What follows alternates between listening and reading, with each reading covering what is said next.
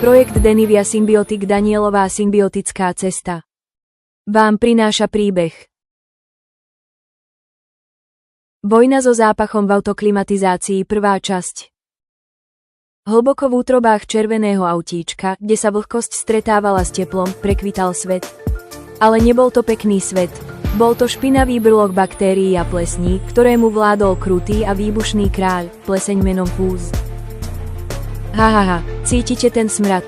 To je vôňa domova, chlapci, zachychotal sa Fúz, zatiaľ čo jeho bakteriálni kumpáni, baktérie, tancovali po celom výparníku klimatizácie.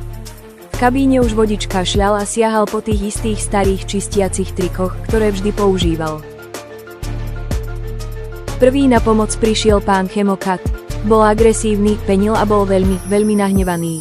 Vtrhol do vetracích otvorov ako chemické tornádo. Dosť bolo toho smradu. Som tu, aby som toto miesto vydrhol, aspoň na minútu. Chemokat zlikvidoval baktérie v prvej línii, ale bol rýchly a povrchný. O niekoľko týždňov neskôr, hneď ako výpary Chemokata ustúpili, Fúz a jeho partia sa vrátili. Chemikálie prišli a odišli, ale naše jedlo je stále tu. Znova rastieme a tentoraz sa vraciame väčší. Potom prišiel špecialista ozón. Mocný hrdina bez tela, len čistá energia. Ozónová liečba. Udrel som ako atómová bomba. Ozón bol silný, poslal Fúza a 99% jeho gaunerov do hlbokého úkrytu. Auto bolo sterilné. Účinok trval dlhšie, ale ostrý ozón bol prchavý a jeho aplikácia bola účinná.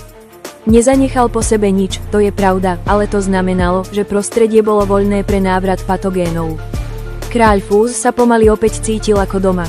Musíme sa len schovať a prečkať. Naši nepriatelia tu nebudú večne. Následne sa objavil Probio, dobrosrdečný, ale naivný probiotik. Som tu, aby som obnovil poriadok a vyčistil špinu. Začal sa byť s baktériami a jeho úsilie nebolo zbytočné.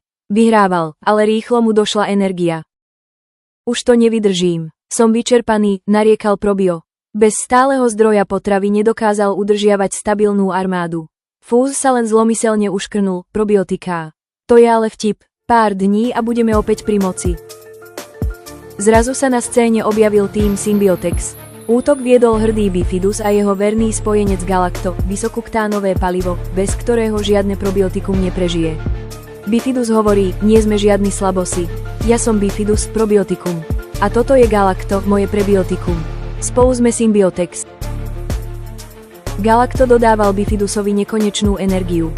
Bifidus a jeho jednotka obsadili celý systém klimatizácie a vybudovali dlhodobú obrannú bariéru, ktorá dlho neprestala fungovať. Fúz bol nakoniec porazený a malé červené auto si vydýchlo. Vďaka symbiotickej kombinácii ich ochrana trvala mesiace. Koniec prvej časti. Autorské práva 2026 Daniel z rodiny Feigelovcov, Denivia projekt. Vymyslené a vyrobené v Slovenskej republike. Všetky práva vyhradené. Kontakt digital@denivia.eu. S úctou, Daniel z rodiny Feigelovcov a Symbiotex.